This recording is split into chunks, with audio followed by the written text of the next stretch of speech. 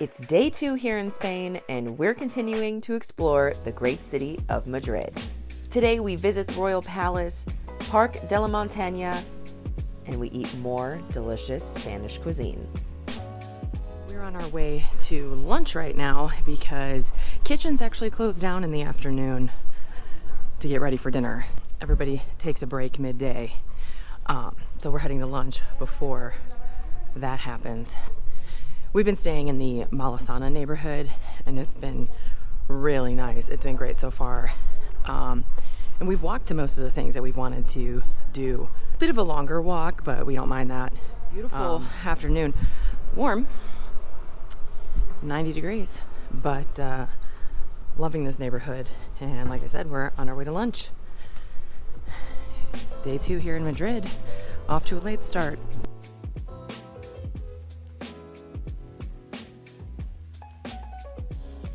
For lunch, we're heading to a spot at the corner of the Malasanas neighborhood, and that is Las Cuevas del Duque.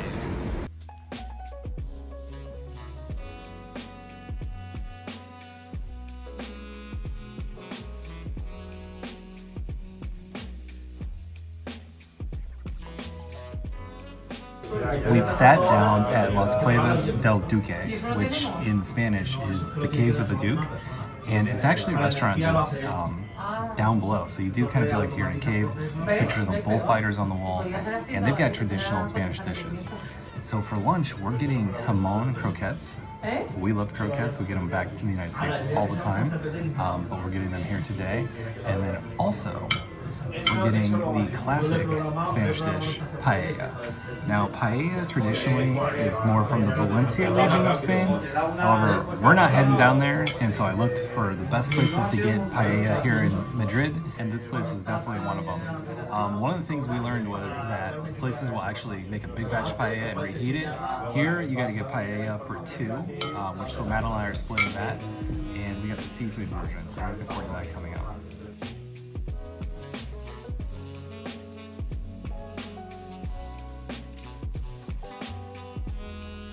Okay, here are our ham croquettes, nice and hot. We're just gonna pop it open here. Looks good.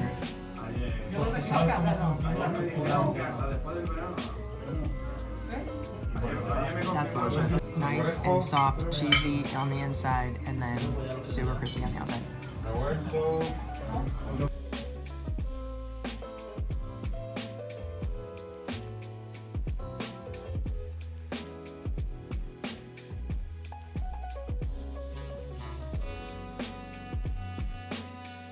Oh, our seafood paellas are oh my goodness, look at this, it's absolutely beautiful. Giant prawns on here, you've got shrimp, you've got mussels, look at that rice, and Madeline squeezes the lemon in there, just gorgeous. So, we're going way longer, we're just going to serve ourselves.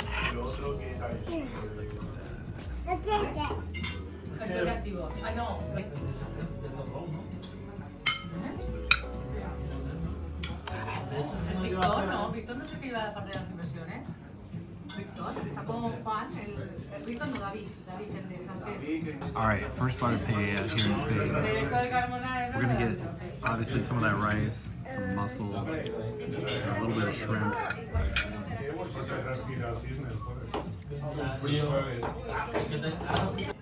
Look at this plate of food. We have a langoustine, we have mussels, and we have shrimp.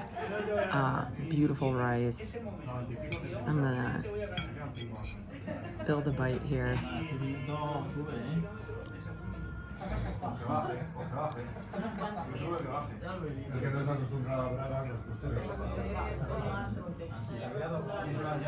There's just a deep seafood flavor that just like permeates the rice.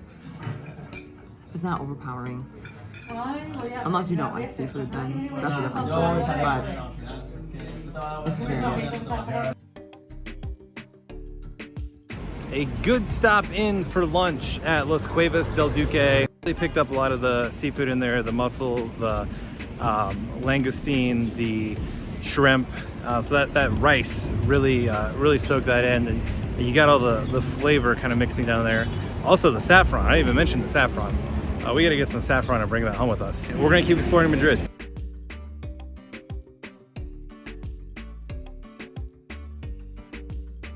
Right now, I'm walking through the Parque de la Montaña, and we're walking over to the Temple of Debod. Now, the Temple of Debod is actually pretty cool. It's an Egyptian temple. You might be wondering, why is there an Egyptian temple in Madrid? That's because they were building a dam in the area of Egypt where this temple was located, and it was going to be destroyed. And there were several areas like that, and Egypt wanted to preserve them. They gifted some of these temples to countries they had good relationships with. So this happened in like the late 1960s. They deconstructed it over in Egypt, and they shipped it over here to Spain. And it sits here in a park on top of the hill. It's quite cool. It's just kind of a unique thing here, but a really beautiful park. It's very hot. It's free admission.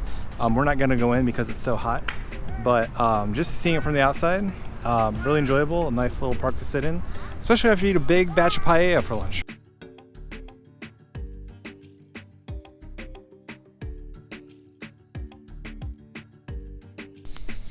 Well, when we left the United States, we thought we were going to leave the cicadas behind.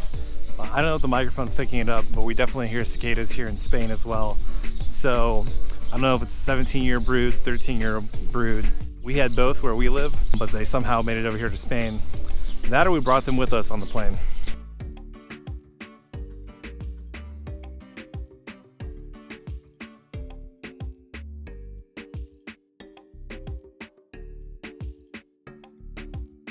Well, right now I'm currently standing in the shade, and it's probably 10-15 degrees cooler. But if I step right over here into the sun, the Spanish heat midday definitely gets to you. If you're standing here kind of on the back porch of this park and the Temple of Debod, the view is phenomenal.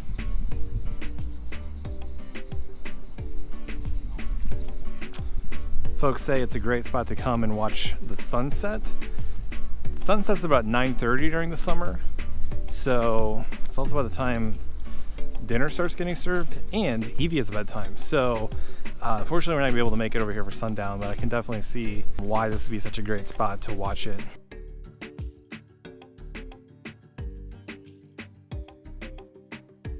Your day in Spain can get away pretty quickly from you when you are fighting jet lag, as we woke up around, let's call it 11:30. Got ready, went out for a late lunch. And by the way, lunch here in Spain is usually the big meal, and we definitely accomplished the big meal with that paella. Spent a little bit of time in the park, and now we're gonna go over to the Royal Palace and hopefully be one of the last entrants in there. And I hope the palace has air conditioning.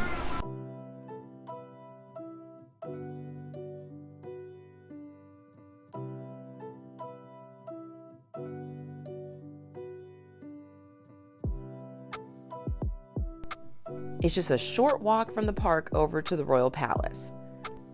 On weekday evenings, admission into the palace is free, but the line can get pretty long, so we decided to spend the 14 euros for ticketed entry.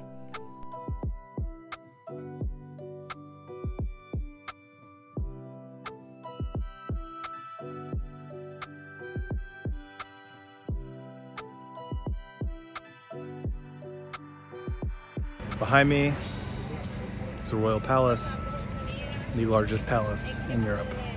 It has like 1,300 rooms or something like that.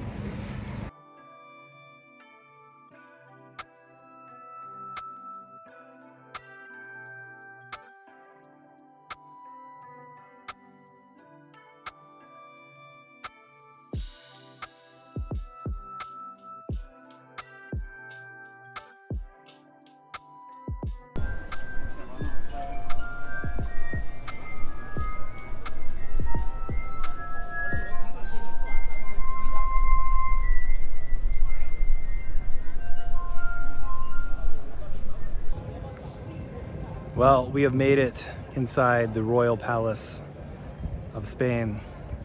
It's quite the building. Like I said earlier, one of the biggest palaces in Europe, I think maybe the biggest. Interesting thing about this tour is the royal family of Spain still lives here. They have a king And the previous king, it's his son, he abdicated the throne. So they have a king and queen emeritus. So they're both still alive. This tour, because they live here, it's not always the same what's open in the palace. So if you come here, the tour could be, totally different in what you see. We're gonna head inside. It is definitely hot in this courtyard. If I were king, I would put a nice swimming pool here and not allow anyone to come visit my house. But he must be nicer than I am.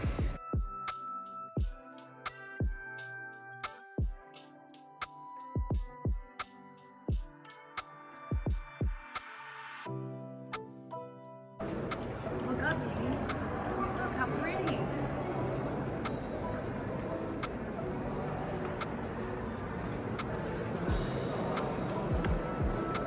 It's beautiful.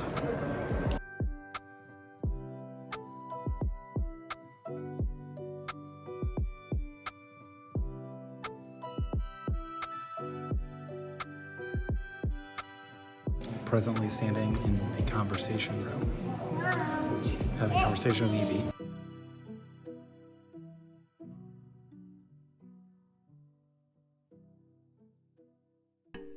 Like Adam said, the Royal Palace of Madrid is the largest in Western Europe and one of the largest in the world with 3,418 rooms. It's one of the few official heads of state residence that is open to the public. Almost 2 million visitors explore the palace each year.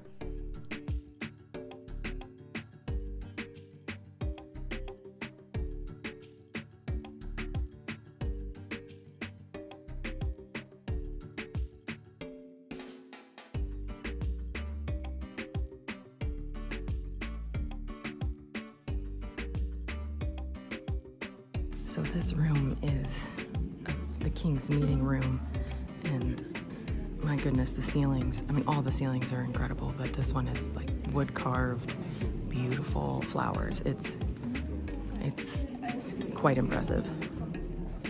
Wow.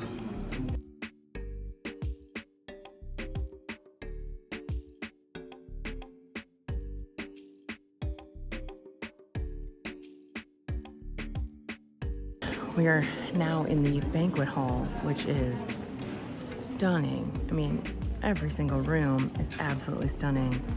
These ceilings are just incredible.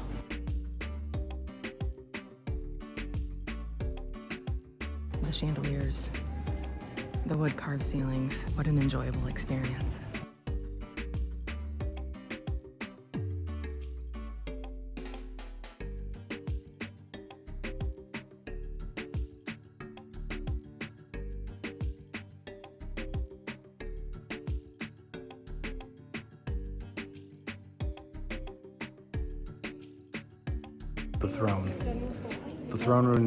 The throne room is always my favorite room in palaces. If I were king, I would hang out in the throne room all the time. An enjoyable stop into the palace. A beautiful building. Reminded me a bit of Versailles. Versailles is like every single little inch of that palace is as luxurious as possible. I'm not sure there's more luxurious place on earth, but some of the rooms absolutely beautiful. Like the throne room, I like the chapel. Had a very, very beautiful ceiling, and so well worth the stop here in Madrid, seeing the royal palace. And with that, we are going to probably head back to where we're staying and then clean up and then go back out and grab dinner. We're not really sure what we're gonna eat yet, but we're gonna find something good. Everything we've eaten in Madrid so far has been great, so we will see what awaits us tonight in Madrid.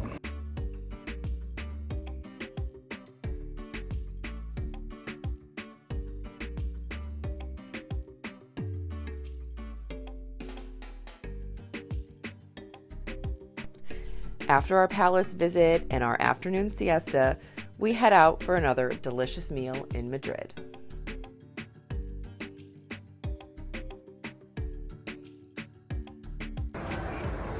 Very cool.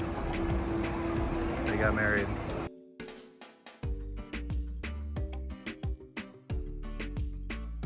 Another lively night here in Madrid. We are about to head to dinner, but before we do that, we're gonna stop in, grab a beer and a tapa. Really enjoying this city so far. Just so much energy here. Also a lot of heat, so we had to find ways to beat the heat, but we're doing that successfully. Tomorrow we'll be heading to the northern part of Spain. Forecast is a little less than the 90s and a little more, gonna be able to stay out and be more active all day. So we're looking forward to that. We're gonna come back to Madrid at the end of our trip and we will be fully immersed in Spain by that time.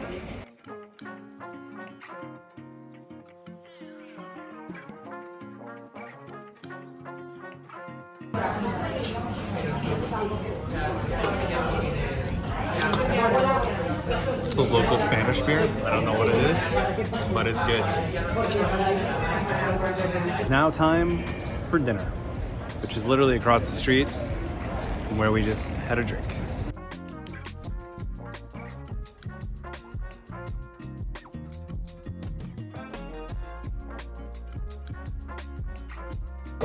We put in our order here at Comparte Bistro, and first off, their menu looks absolutely fantastic. They have a Michelin star. Their menu reflects that, and we had a hard time picking out the dishes we were going to get. But we're going to start with some beignets. We're also going to get beef tartare, which is one of my favorite dishes. We're getting the fish of the day, which comes in a garlic cream sauce. We're getting duck meatballs. We saw those come out. They look fantastic. We're also getting pork iberico, another dish we saw. I think we ordered every dish we saw come by.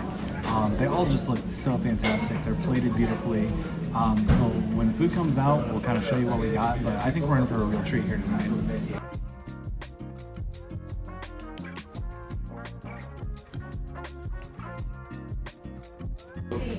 Our first appetizer is arrived here at Comparte Bistro. It is a beignet with chicharron on it, topped with, I think, like a mango mayo. It looks absolutely beautiful. I think we might, I don't think I can tackle this in one bite.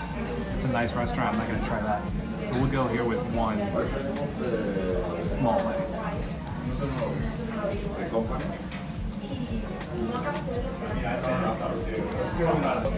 If this is any indication of how good our meal's going to be, we're going to be in for one of the best meals of our entire lives. That was awesome.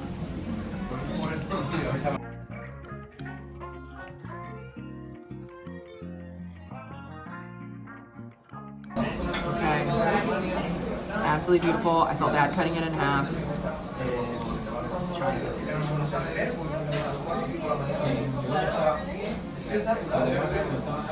That ham is incredible. You know, this pork belly is the best pork belly I've ever had in my life. Absolutely delicious.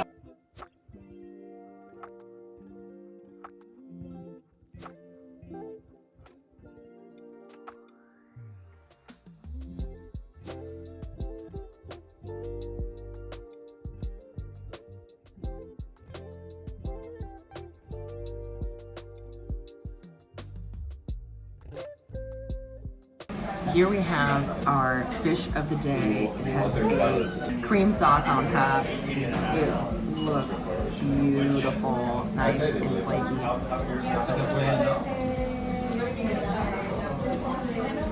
Oh, that's good. And I think this is like it's definitely a tomato sauce. It kind of tastes like a sun-dried tomato sauce with the, mixes really well with the cream sauce. Probably use a knife and cut it easier.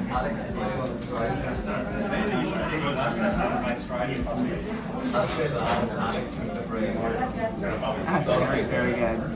Wow. Tartare's arrived. Like I said earlier, one of my favorite dishes. This looks like a fantastic version, so go right in. Raw beef. Looks like there's some sort of maybe onions or capers in there.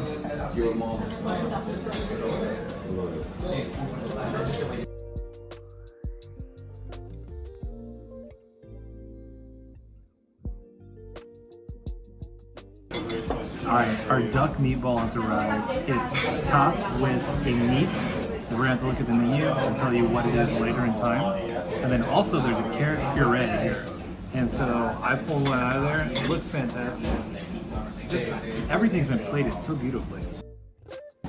I actually think it's like less gamey than like lamb, like a lamb meatball. So really impressed with this. And this carrot puree, phenomenal.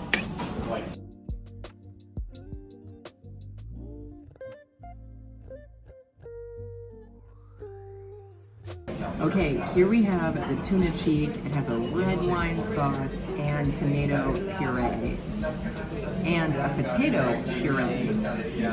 Plated beautifully, just like everything else we've had. Oh my gosh.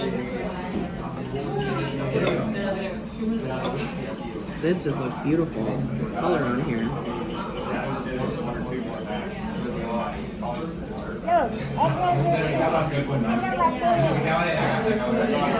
That is delicious. Oh my gosh. And it's honestly almost like a steak, but it tastes like tuna. It's kind of like almost confusing because you think it's going to be like braised short rib or something. Sauce is just delicious. These potatoes are great. Again, cooked perfectly. Everything we've had tonight has been delicious. That might be my favorite bite so far. That was really good. Madeline says this is her favorite bite yet. Tuna cheek. It's a new thing for me. I've never had tuna cheek before. Quite frankly, I didn't know you could even eat the cheeks of tuna. But I'm excited to try it.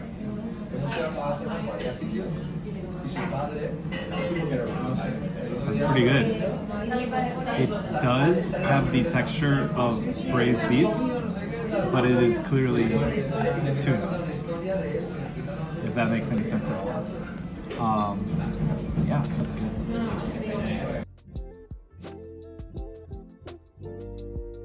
The last dish has arrived.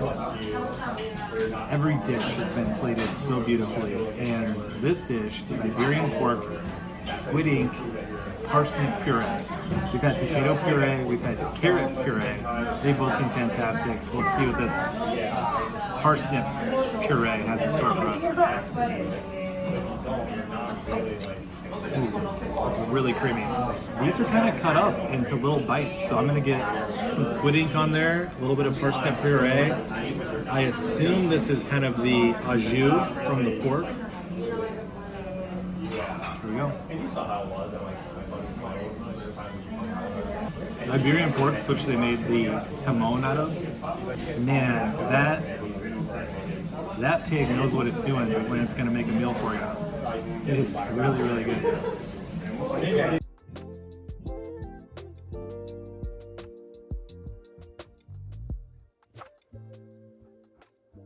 If you want to see more from our adventures in Spain, click right here. Don't forget to subscribe, and we'll catch you on the next one.